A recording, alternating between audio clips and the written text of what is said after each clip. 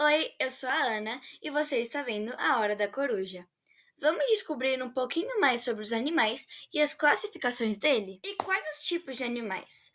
Aqui eu vou apresentar quatro: as aves, os mamíferos, os répteis e os anfíbios. Então, vamos lá.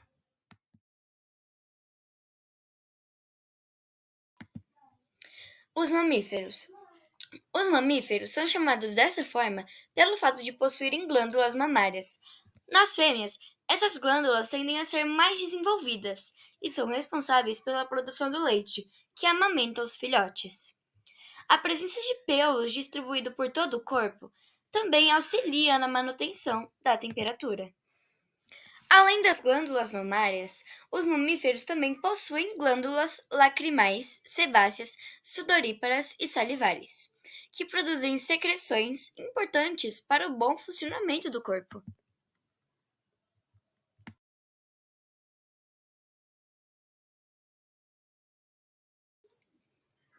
Monotremados constituem um pequeno grupo de mamíferos caracterizados principalmente por não possuírem placenta. Esses animais são ovíparos, já que o embrião se desenvolve dentro de um ovo, fora do corpo da mãe. Mesmo com características tão diferentes, são consideradas mamíferos pelo fato de também apresentarem características típicas do grupo, como a presença de pelos e de glândulas mamárias. Marsupiais são mamíferos vivíparos, com uma placenta pouco desenvolvida. Por esse motivo, têm gestação curta e o filhote nasce antes de estar totalmente formado, ou seja, prematuro. Após o nascimento, o indivíduo jovem termina de se desenvolver dentro de uma bolsa chamada marsúpio, formada por uma dobra de pele na superfície do ventre materno. Placentários são vivíparos, ou seja, a gestação só termina quando o filhote está totalmente formado.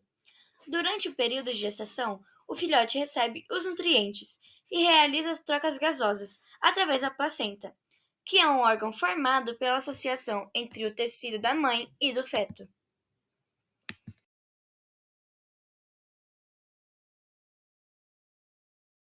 As aves. O corpo das aves é coberto por penas, característica exclusiva desses animais. Elas também possuem asas, o que as permite voar, apesar de nem todas terem essa habilidade, como as galinhas.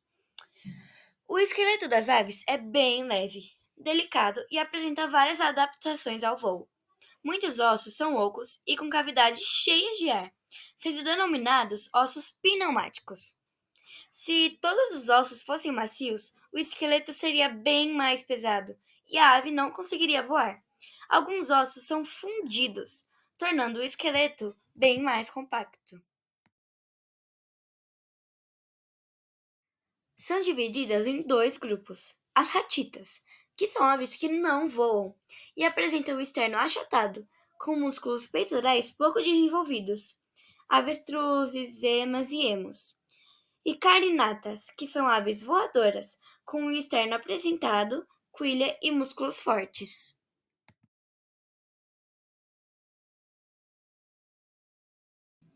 Os anfíbios. Os anfíbios também dependem do ambiente para regular sua temperatura corporal. São ectotérmicos e a maioria apresenta quatro pernas. Os principais representantes dessa classe são os rapos, as rãs e as pererecas, as salamandras e as cecílias.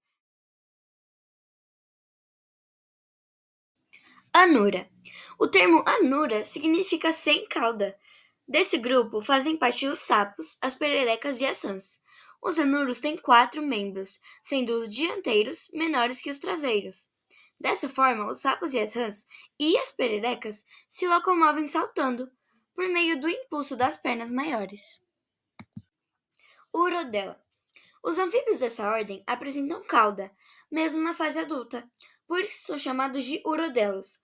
Possuem pernas bem curtinhas e suas principais representantes são as salamandras. Algumas dessas são capazes de lançar pelas costas substâncias tóxicas que podem provocar convulsões ou mesmo a morte de seus predadores. Apoda. Os ápodes são anfíbios que não possuem estruturas específicas para a locomoção, ou seja, não têm pernas. Os representantes dessa ordem são as cobras cegas, ou cecílias, que na verdade não são cegas, apenas têm olhos muito pequenos ou atrofiados, capazes de reconhecer a luz por meio de células especializadas.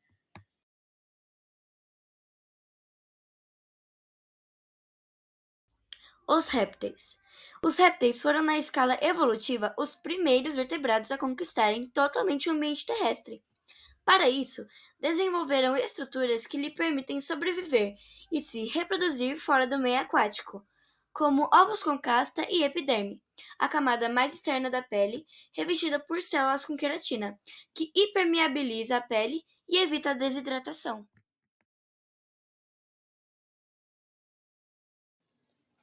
Escamados. Os escamados constituem a ordem de répteis mais numerosa e diversificada, da qual fazem parte as serpentes, lagartixas, camaleões, teios, dragões de Komodo, iguanas e anfibianas. Como o próprio nome do grupo sugere, a pele desses animais é coberta por escamas. A alimentação desse grupo pode ser bem variada. Alguns representantes dessa ordem, como as lagartixas e camaleões, são insetivoros, que se alimentam de insetos. Outros são herbívoros, como as iguanas, e ainda alguns carnívoros, como as serpentes e o dragão de Komodo. Quelônios. Os principais representantes dos quelônios são as tartarugas, os cágados e os jabutis. Esses animais possuem uma carapaça dorsal, formada pela fusão da coluna vertebral com as costelas. A estrutura rígida da parte ventral se chama plastrão. Crocodilianos. Os crocodilianos são representados por jacarés, alligators, crocodilos e gaviais.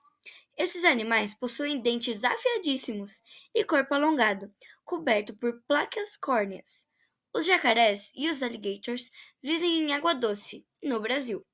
É possível encontrar o jacaré de papo amarelo, que vive no Pantanal e pode medir até 3 metros de comprimento, e o jacaré-açu, que vive na região amazônica e pode chegar a 5 metros de comprimento. Rinocéfalos são representados pelos tuátaras. Esses animais vivem somente na Nova Zelândia, têm hábitos noturnos e se alimentam de insetos, lagartos e ovos de aves marinhas.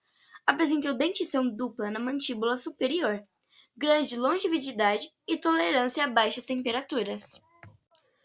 Peraí, você ficou com dúvida no que é placa córnea? Mano, vem aqui que eu vou te explicar agora. Placas córneas são formadas pela união de células mortas, que é devido ao revestimento de queratina que protegem o corpo do animal. Vi que você chegou até aqui e aprendeu os 4 tipos de animais diferentes que a gente pode ter. Muito obrigada por assistir e essa foi a Hora da Coruja.